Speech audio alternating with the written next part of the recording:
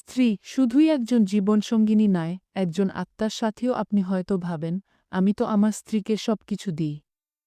তার ভরণপোষণের কোনো ঘাটতি রাখি না, সুন্দর বাড়ি, পোশাক, খাবার সব তো দিচ্ছি।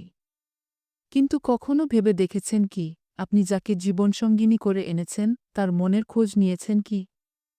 সে কি সত্যিই ভালো আছে? স্ত্রীকে ভালো রাখার মানে কি কেবল তার শারীরিক চাহিদা পূরণ করাই? আপনি যখন দিন শেষে ক্লান্ত হয়ে ঘরে ফেরেন, হয়তো আপনার মুখে ক্লান্তির ছাপ স্পষ্ট, আপনি বিশ্রাম চান, এটা স্বাভাবিক। কিন্তু একটু ভেবে দেখুন, আপনার সেই স্ত্রীটি সারাদিন ঘরের হাজারো কাজ সামলে, সন্তানের যত্ন নিয়ে, রান্না করে, আপনার জন্য অপেক্ষা করেছে। অপেক্ষা করেছে শুধুমাত্র একটি হাসিমুখের জন্য, দুটো মমতাময় শব্দের জন্য। আপনার মতো করেই সেও ক্লান্ত, সেও চায় একটু প্রশান্তি, একটু স্নেহ, একটু বোঝাপড়া। স্ত্রী মানেই কি কেবল দায়িত্ব পালন করা একজন মানুষ? না। স্ত্রী মানে আপনার জীবনের শ্রেষ্ঠ বন্ধু, যার সঙ্গে আপনি নিজের সবকিছু ভাগ করে নিতে পারেন। আপনি কবে শেষবার তাকে জিজ্ঞেস করেছেন, তুমি কেমন আছো? তোমার কোনো স্বপ্ন আছে যা তুমি এখনো বলতে পারোনি? তোমার প্রিয় রং কি? তোমার কোনো আক্ষেপ আছে? আপনার স্ত্রী কি সবকিছু খোলামেলা বলতে পারে আপনাকে? নাকি সে চুপ করে সহ্য করে যায়, এই ভেবে যে আপনি বুঝবেন না, শুনবেন না?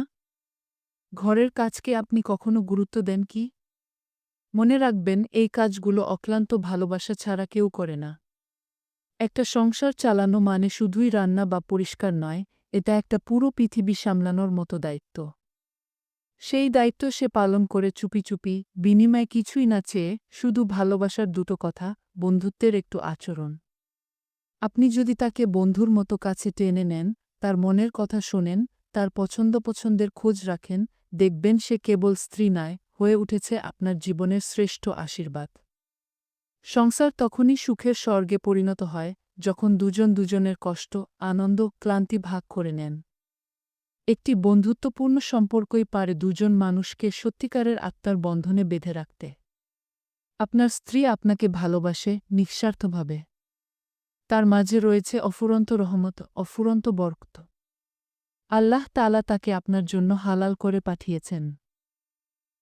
সে আপনার জীবনের শ্রেষ্ঠ সঙ্গী।